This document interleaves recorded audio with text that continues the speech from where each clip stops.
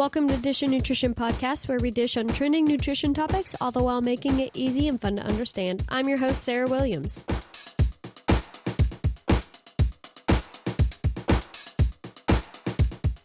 Flying solo again today. Emma just had some adulting stuff that she just couldn't get out of. And if you just thought there was going to be consistency, there were two Air Force wives in this project, okay? There was just not going to be consistency, okay? You thought wrong. And that was on you, okay? Honestly, that was on you. No, I'm just kidding. She just couldn't get out of it, and that's just how things roll, and we're going to roll with the punches today. And today we are going to roll with the punches of caffeine and energy drinks. I'm excited about it because I'm currently sipping on my coffee as I talk about this. So, no, I'm not a hypocrite because I like to make informed decisions. So we're going to talk about it, and you can make the informed decision as you maybe drink your coffee, maybe you don't drink your coffee. I don't know. So let's get into it. Whether it's coffee, tea, or just, that mid-afternoon energy drink, caffeine it's a very integral part of many people's lives. But what does that science really say about the caffeine consumption, especially when it comes to energy drinks? I feel like energy drinks have really come to the forefront of people's consumption, especially in the last few years specifically. So how much is too much, and are there really risks associated with regular intake? So that's what we're going to explore today in this episode. First, let's break down what caffeine is. Caffeine is a natural stimulant found in over 60 plant species, found in coffee beans, tea leaves, cacao pods, and cola nuts. It works by blocking a neurotransmitter called adenosine, which helps you feel alert and awake. That's why caffeine is often the go-to solution when you're feeling tired or you need to focus or you need to write that, that final paper for the end of the semester or whatever reason that you need to stay awake for.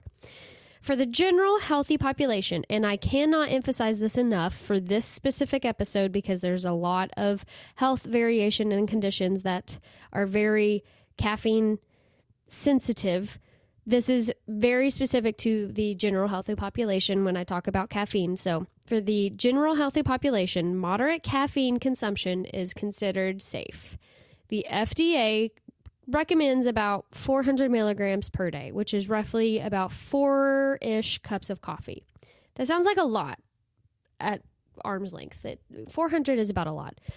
But we actually hit that pretty easily. I personally have to limit myself because I've talked about it before. I have a heart condition. I have long QT syndrome, and I have to watch my caffeine intake for personal reasons, obviously, because long QT syndrome, it's a electrical system issue, and caffeine can cause increased blood pressure, heart rate issues, and palpitations. We know this. So if I'm drinking tons and tons of caffeine, that can be an issue for someone who has our heart issues. So I have to be a lot more conscious of caffeine. So if I'm having 400 milligrams, that's not great for me. But for the general healthy population, if you're having 400 milligrams, it's pretty easily achievable because you can combine that. It's not just coffee or energy drinks. You can combine it between coffee, tea, soda, and energy drinks. It's relatively easy to hit it throughout the day if you're jumping from thing to thing. I did just pause the recording and thought to myself, I do want to preface, the FDA is not saying you should pound 400 milligrams in one sitting. You should not just drink 400 milligrams of one thing and just go. I do not believe that is recommended by anybody anywhere ever. And if it is, then I don't. I want that on the record. I just wanted that to clear the air and have that on my conscience. You should not be drinking 400 milligrams of anything in one sitting. That's just me. That's just me wanting to not get sued or be liable for anything ever.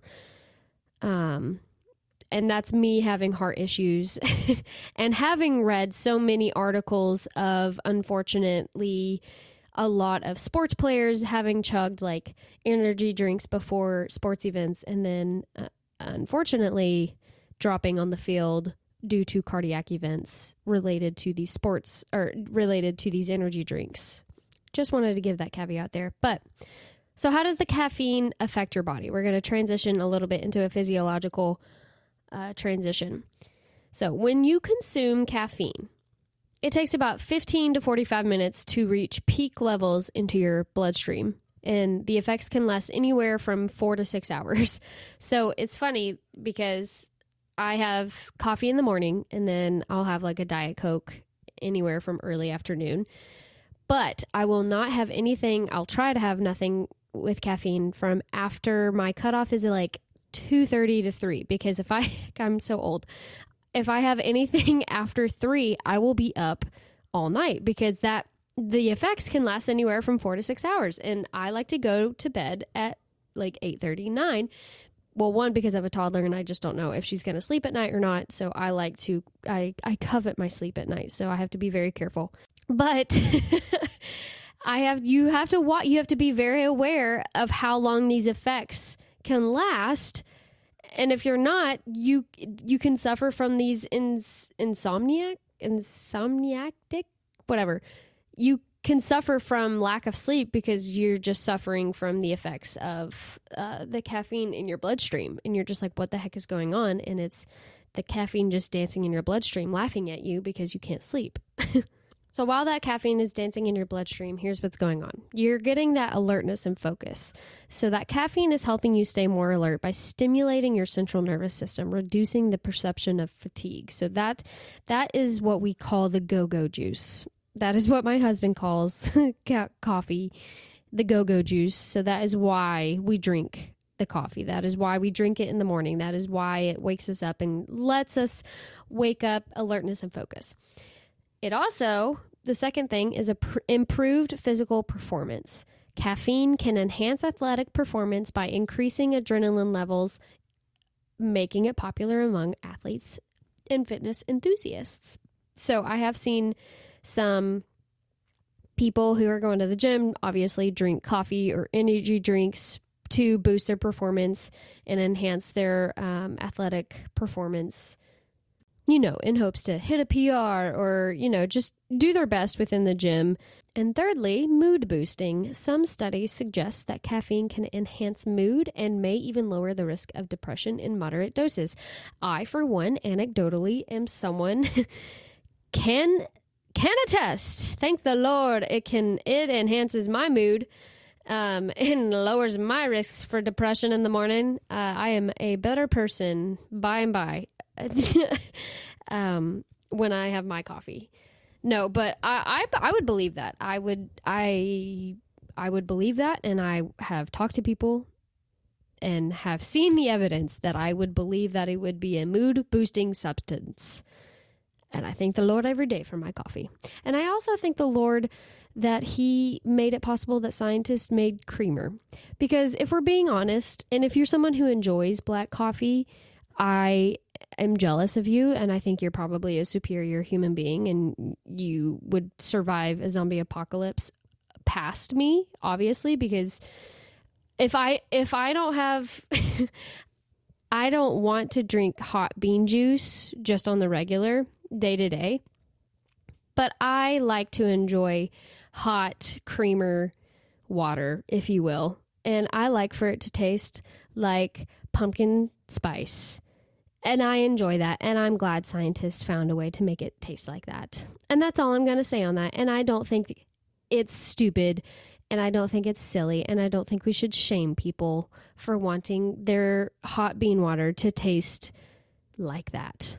That's all I'm going to say on the matter, and that has nothing to do with caffeine, but we should stop shaming people for how they want their coffee to taste like. Nothing to do with caffeine, but that's just me. Okay, I'll get off my soapbox now. All right, but here's a flip side. While moderate caffeine intake is generally safe, again, for the healthy population, I can't emphasize that enough for this specific episode. High doses, especially through energy drinks, and I'm just honing in on energy drinks because they're such a high dosage little thing in a can, that it can lead to jitters, anxiety, increased heart rate, and insomnia that I touched on. So that begs the question, how do energy drinks fit into the picture, like I just mentioned? So energy drinks have obviously become hugely popular in the last couple decades, and I will even say that I have indulged in energy drinks, and I will say I have responsibly indulged in them. I I believe it's Alani. They have only 100 milligram, a little energy drink. They taste fantastic. They're super cute. They're teeny tiny. And I love them. They're so yummy and I love them. However, I cannot expect the same amount of consciousness from the general public regarding caffeine and ingredients because not everybody is a registered dietitian. So the typical energy drink contains anywhere from 80 milligrams. Totally fine. I think Red Bull is about 80 to 300 milligrams of caffeine per serving. That's a lot, but they often include other ingredients like taurine, guarana, B vitamins, and sugar. These drinks promise to boost energy and mental performance, but are they safe? They throw in different ingredients, and what can I say about them? So let's look at them. So a standard energy drink, this is going to be a very generalized blanket of energy drinks because obviously each one is different, can contain the same amount of caffeine as a cup of coffee. But the added ingredients, especially sugar, so that's probably the biggest variable, and their quick consumption can lead to issues. I think that's probably my biggest issue is how quickly you can consume the amount of caffeine. So let's break down the potential risks. And just for funsies, I'm also going to play devil's advocate with coffee because I don't think it's fair to demonize energy drinks and then go off and be perfectly fine with coffee because I feel like that's often the case is energy drinks are bad, but also let me go to Starbucks really quick and order me an Americano really quick. Potential risk number 1, sugar content. So some energy drinks pack in about 30 to 60 grams of sugar per drink, which can lead to spikes and crashes in the blood sugar levels. I don't love that. That's basically a soda with tons and tons of caffeine. That sounds horrible for cardiovascular effect, and I don't love that. Devil's advocate. Some people add enough sugar and creamer into their coffee that have the same impact. I just got on my soapbox about how we should not shame people for the amount of creamer and sugar they add into their coffee. However, I am talking about caffeine playing a role in cardiovascular events. And it is something you have to be cognizant about. Sorry if it does hurt your feelings, but like it's a thing that we just have to, it exists. And you just have to look at it in the face and go, okay, like it does exist. Risk number 2, high caffeine concentration. All right, so high caffeine concentration, obviously consuming too much caffeine, particularly from multiple energy drinks in a short period, can result in heart palpitations, high blood pressure, or even more serious cardiovascular complications. Yeah, not fantastic because you can drink 300 milligrams in one energy drink. You could drink that on the way to work. I feel like that should not be available to anybody ever. Devil's advocate. An entire energy drink. Okay, so an entire energy drink could be 200, 300 milligrams. Whereas only 2 shots of blonde espresso at Starbucks is about 85 milligrams of caffeine each. So that would be 170 milligrams of only 2 shots of espresso. So if you wanted 3 shots, which by the way, there are only 2 shots of espresso in an Americano, that's very widely accepted drink. So very similar caffeine content. Devil's advocate for coffee versus energy drink. I'm just saying devil's advocate for both. Not fantastic. I don't love the amount of caffeine consumed in one sitting for either. And then posed risk number 3 is dehydration risk, where caffeine is a very mild diuretic. When people are like, coffee is a diuretic, you're not going to completely just shrivel up and die. It's very, very, very mild. Which it means it can increase urine output and potentially contribute to dehydration, which caffeine is also in coffee. So it's the same. So these risks basically are the same for coffee as well, is what I'm basically saying as devil's advocate for coffee versus energy drinks, if that makes sense. If you're picking up what I'm putting down, you know what I mean. I think the biggest risk with energy drinks, because do not misconstrue what I'm saying here. I am not advocating for someone to just go into a gas station and pick up the 300 milligram energy drink, chug it, shotgun it, and then go into work and then drop dead of it. I am not recommending that.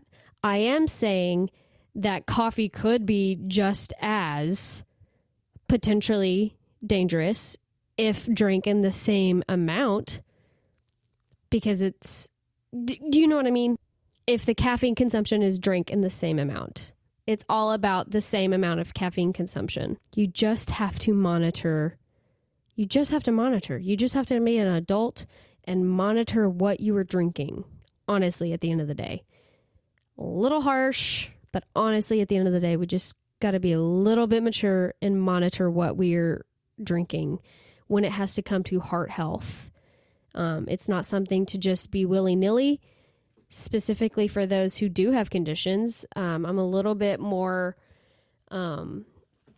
harsh, if you want to use that term, but that's just something you have to, it's just something you got to do. It's just something you got to monitor. Might not make a lot of people happy either. So, do you really need energy drinks to boost your performance or to get through the day? And if you're immediately like, yes, of course, I obviously need my energy drink. And yes, of course, I need my coffee to get through the day. Actually, for the general healthy population, the short answer is actually no. While the general occasional consumption of energy drinks, coffee, tea, while it's unlikely to be harmful and while it's enjoyable, and if it's something that brings you joy and you genuinely enjoy the taste and it does put a little bit of pep in your step and it's something that you look forward to occasionally, maybe on the daily, fine. If you regularly rely on it to get energy and you need it to actually focus and you need it to mask the need for a better lifestyle, like that you might need to look into that. I'm so sorry to say that. I really am. But if you are in the general healthy population and you genuinely need some sort of stimulant, and I know there are a lot of conditions that need stimulants, medical stimulants to keep your attention, obviously. But I am talking about how you need energy from energy drinks, tea, coffee to keep your life afloat, and you have not talked about it to your doctor. And if there's not a glaringly obvious reason why you need it, like if you have just had a baby and you need an energy drink or like need coffee, like, okay, yeah, like duh, like you're going to be tired. But if you're just living in a normal season of life and you cannot keep your eyes open to save your life and nothing is out of the norm and you have not gone to the doctor and everything is basically normal, maybe you should probably talk to somebody. That is the situation that I'm talking about. I'm not talking, don't make me give out all the stipulations that make, you know what I'm saying. I'm saying for the general healthy population, you should not have to rely on so heavily for an energy drink to keep your eyes open. That's all I'm saying. Fun fact though, you can become quote unquote dependent on it. I'm not saying like you're going to go into a gas station and like steal for it, but I am saying like you can get a headache if you miss your morning coffee. And if you're just curious as to how that comes about, I have it written down on how it comes about because I was curious about the mechanisms of which it comes about. So a caffeine headache occurs when someone has accustomed themselves to regular caffeine consumption, like your morning coffee or just an energy drink a day. And then you suddenly reduce or eliminates their intake. So you haven't had your coffee in a couple of days. So caffeine typically constricts, makes smaller your blood vessels in the brain, reducing blood flow. So without that caffeine, those blood vessels dilate. They get bigger. So that increases the blood flow and causes withdrawal symptoms like headaches. So this is the body's response to the lack of the stimulant effect it has become dependent on. So withdrawal symptoms can start within 12 to 24 hours after the last caffeine intake, and it may last even a few days until the body adjusts to the absence of the caffeine. Your body's just alerting you like, something that I want is not there anymore, and I would like it, please. It is kind of funny that our body tells you that it would like its caffeine again. Now, very quickly, let me go over caffeine recommendations and let me say my dietitianisms, and you can go enjoy your coffee and an energy drink within the recommendations responsibly in my piece. All right. So we're going to stick to 400 milligrams a day. If you are in the general health population and you have not discussed anything with your doctor prior, again, cannot emphasize this enough. I've said my piece. I'm not getting sued today. For most people, up to 400 milligrams of caffeine per day is safe. That's about 4 cups of coffee. Number 2, watch out for hidden caffeine. So be aware that caffeine can be hidden in other products like chocolate and certain medications and supplements, which can be added to your daily intake. Actually, if you are taking medications and supplements, look into that, because if you're taking it at nighttime and you're having trouble sleeping, that might be a reason why you could be having issues sleeping. Like, there might be some caffeine in your supplements or medications. I may have just helped someone get some sleep tonight. That would be really cool. Number 3, space out your caffeine. Avoid consuming too much caffeine all at once. Spacing out your caffeine intake throughout the day can help avoid spikes in energy followed by crashes. We all know how energy crashes feel. Let's avoid doing that, y'all. We're too grown to be doing that. We're too grown. And if you're not, just take our word for it. Okay. And then number 4, obviously, just listen to your body. Like, if you're someone, I know someone who can only have like half a cup of coffee. They still so enjoy the taste of coffee, but they can only have half a cup of coffee. They enjoy their half cup of coffee and then they move on with their day. They cannot have any more than that. They get jittery, they get anxiety, they cannot sleep, and they accept that and they move on with their life. However, my friend can have like probably however many cups of coffee. What did I say? 4 cups of coffee, and they are happy with their life. They are not anxious. They are not jittery. It is all dependent on your body, your genetics. It is all dependent on you and your body and your history. For most people, a cup of coffee or tea is a great simple way to get that caffeine boost. Energy drinks, while effective in the short term, should be used sparingly, and I'm talking about those that have the 200, 300 milligram ones. Those should not be drank every single day. You should maybe use those a couple times a week, if not only once or twice. I'm not a fan of the large caffeine ones multiple times, but it's always better to prioritize your sleep and your hydration and your balanced diet for that sustainable energy that comes from within, and then you can use the outward caffeine substances, if you will, to utilize that. But use it responsibly. It is something that your body utilizes, and just use it responsibly and be an adult to use it. And if you're someone who does have heart issues, if you're someone who has caffeine sensitivities, again, just be smart and please adhere to your doctor's recommendations, your dietitian's recommendations. And if you have questions or you're not sure, please ask someone. It is not something to be messed with. Your heart is not something to be messed with. Heart palpitations, blood pressures, heart rate, that is not something to just be like willy-nilly about. And I can't emphasize that enough.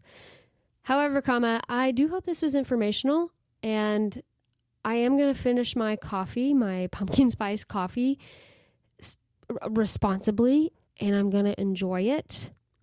And while I do that, I'm going to tell you, if you have a topic that you want us to cover, just go to our Instagram, Dish and Nutrition Podcast. Go to our highlight reel, click the box, fill it in. We'll look at it going forward. But I guess with that, you've been dished.